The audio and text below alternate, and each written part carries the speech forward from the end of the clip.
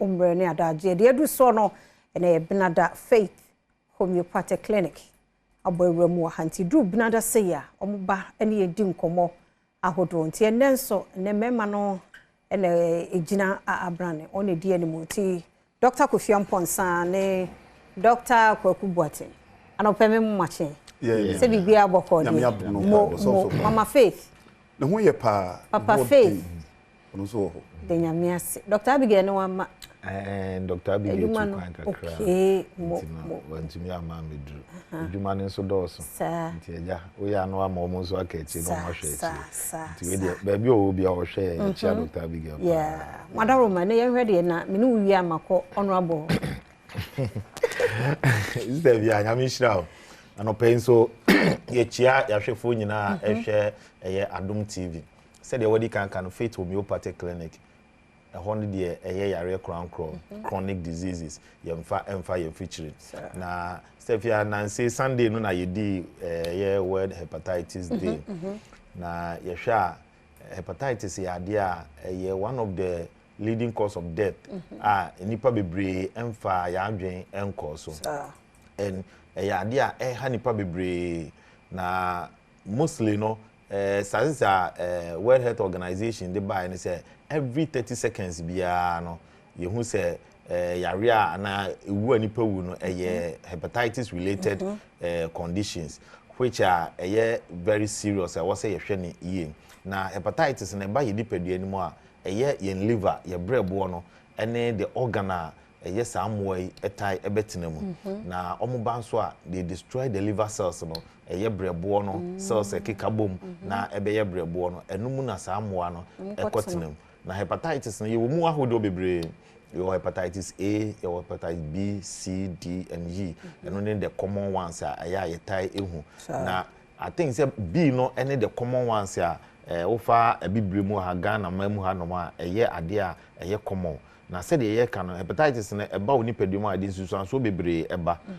ebi wo ho no mo a etumi de severe headache fatigue obi wo nante kakra obo nse wabre obi wo ho afi nausea ne bo etumi efunu no sometimes vomiting ne bo funu na osan afi eka ho obi wo ho a etumi aninya jaundice ne ni no etumi change color bo nse ne na ye yellowish obi wo Johnson abo nse Johnson ne color no asesa na Stefia de ehu ne se nipa no ehu saa niema we nyina no omfa ntu anamo obo nse wote ho no mo osi o ebia me no mo nsuo dodo nti na me Johnson na yesa fine obi wo na se o dehydrate a Johnson color no to me change all right but ade na ye continuous ohun se o Johnson no entisa asesa omfa ntu anamo na ote ho ye nka se Johnson se bia na ye hepatitis na wanya yare wa bebre to me de saa de ne ba enu nti na aya na ye bonka se tu anamo na call hospital ana call clinic na yenye yare no mu hwehwemu ye baby pa betumi akọ Faith Homeopathic Clinic ye ka che se utu anamo ba ye nipadua no mu hwehwemu saa organ ye liver ya emoi betina mu Stefia ye wo so many functions a liver play your system no over 500 functions ye hwe enuane a ye di na digestive ya liver iboa etumi eyiyi digested food no free intestine mu na de akọ blood ni mu na ama moja nipadua no moja no etumi enya nutrients a betumi de akoma nipadua no akọ enyina eboa store excess fat srade a ekọ nipadua no mu excess a enke wo say bia block blood vessels no saa liver store saa excess fat na amino acid ni ade liver ena ye ho adwuma ye wo so many hormones a liver no so eboa in those hormone functions no afi eboa to regulate blood pressure ni ade ewo nipadua nti liver functions no so many way ewo nipadua nim enti se bibi ebesey liver na hunu se ede wo haw ana ede ba nipadua no so enkane no ubon se ye hu se obi afua ye kese ne nanse apegyepeja na adwene ni ho nti yesi obi na abo ni dua enti ubon se na ye tete ho saa na wawu meanwhile na hepatitis no ana eba nipadua ni mu a etumi ede saa de ne ba because etena nipadua ni mu che na se wantumi anso ano a etumi ema liver no eho no aye friend cirrhosis eno tumi ma wafu no eye kese afei etumi ma onase no etumi etaatai na afei ede saa ohaw we nyina etumi ede bre nipadua no eno nti na Faith Homeopathic Clinic ya ba se saa eye hepatitis no emre bi na obi ekọ abroche Stefia ana okoye lab test ana true lab test no yehu se wanya saa hepatitis B hwe opportunity a anka abia ma no wona brabo me se oba ya okase nyina na osu oso Dr. Brahma bre ana nyame adom akwantu ebie ma me afi me call lab a yesi menya hepatitis ntino mintumi entu kwan no enti obi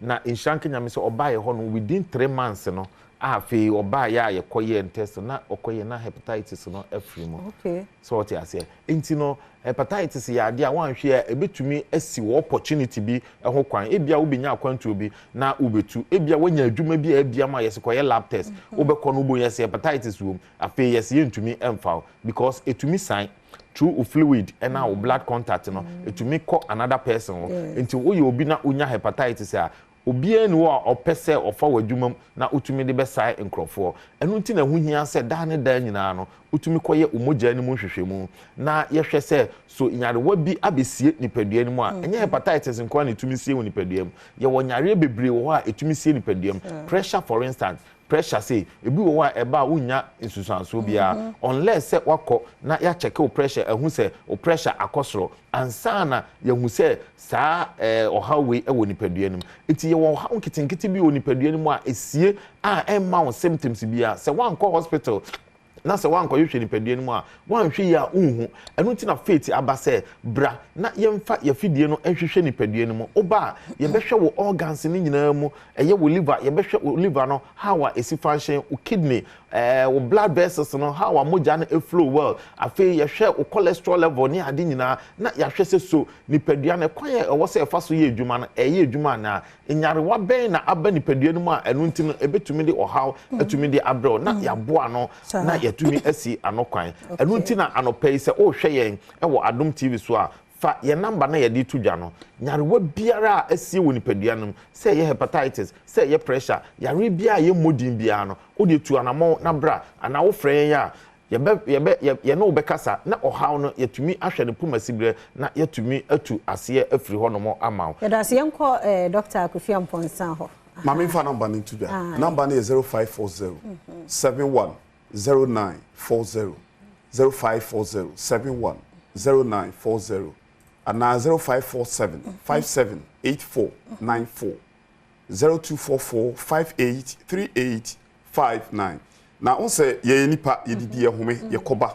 enema ene nam ye man temo ye nuane ye die ni aden chemicals wo we den ayade de beba enu ti dru sabre ya ne ne wo chapum den ho ensemo a no nya adaje ti cause wo ye den obeyare ade ya ne se wa yare na yade de wato na unya babia amfa de ya pa ne se wo yare na yade na chedi be bo so miensen ko na obi abamabu obi ekọ adwuma na che sa afi de ho be yahi yade che wo so a na ho yahi enu nti sabre no e wo so yi so se abra no wo be check-ups wo check ni pedua we se o how bi o mu ana eno na ye free medical screening ye se ba beda fidie so check ni pedua be hwe de he ni pedua no cause ni pedua de ya bibi beba mu a enye ni pedua ni hia enu nti ye be sew ese ba bia wo bia no bra fit Homeopathic clinic be free screening ni bi wo ye wi out de ko so wo yade bi na beje dra fine wo nye dra wo betimi akọ on se ehu hia se ni pedua mfifre tew mfifre hu hia pa enu nti ye hwe kwan mfifre fa so ti ni pa se wo di aduane ye hia aduane wo se mfifre tew wo di aduane wo ye aduane ye wo di ko kan health se makwa dia fa ti so wo di ani mfifre te no se hye wo di wo pa wo se mfifre tew but hye wo di wo ti so ni pedua mfifre mfifre tew obi sa won se di entia obi hot ye condition mu so ni mfifre te no obi sa won se di entia se mfifre nyame ye ne se ni pedua no heat ko gina mu a mfifre no bra bonten na me ni pedua no ye nwunu sa ne nyame ye no ti se amba na se gina ni pedua no mu a ye obi be friend heat stroke ana sunstroke wo ye den e beba wo ye den e beba ti wo mfifre ntew ni mfifre ntew no oba bia wo se eti bi o muma so na wo moto ni ade edi o ba bi o ha wutim se eti bebrebe na tade nyina afo eno so ehu pa cause the man mfifre eti ono e wo skin no deep skin mu edi se wan hwe na se mfifre ni ma edi a stroke beba ade ba ko a meni mre obi ade da but me hunu obi a wobodam ya wa wron ho be ma bi in fact onu de meni bre no na wo hwe se de wasi awro no anu hen be ma sin se na ni ma da bia me ba me ka se be ma bia mo be ma hu hia ko sa ni be ma no po de abodam eyem ye o o de time na enti mesre se be ma bia wo hwen ya wo tie no o meye no be ma ho adwuma na how bi e wo fie no tokwan ketenkete ano yiri ni nya no saa de no wo ba be mu oduro ama bibia ye kama na mesre wani no de aduro aguso ache eni kwa so de aduro gu ani so abrani abibia e pressure babo ni so brani ehwe ma obi a ya ni liver no nya adwuma omra onse obi ho a the lungs no eno so ntimi produce oxygen mani pedua no me so wa amba na se be kakra no yade beba mesre sa wadwene no ebi a nsisi so ye ye waduro bi wede ma wa wadwum timi dwo fom utimi se bibia wadwene nsisi so me so bra me de number ni sa to dwa biom na emom wa yade awo so ache ya adane kwankro no bra sabri kwa wo 30 years na yade aje oboso yu benya 60 years na tese obeka dem nti bra ne ehwe ma yade bia yehwe yade a ya modin die bodin especially the eye kwankro no number ni 0244 58 3859 0244 58 3859 and 0540 71 0940 0540 71 0940 and 0547 57 8494 where you fail to be particular Accra had Santa Maria and take with Jansi Kumasi now what by Hinema Okobi 18 Western region you will bogosu oda se daboga dining channel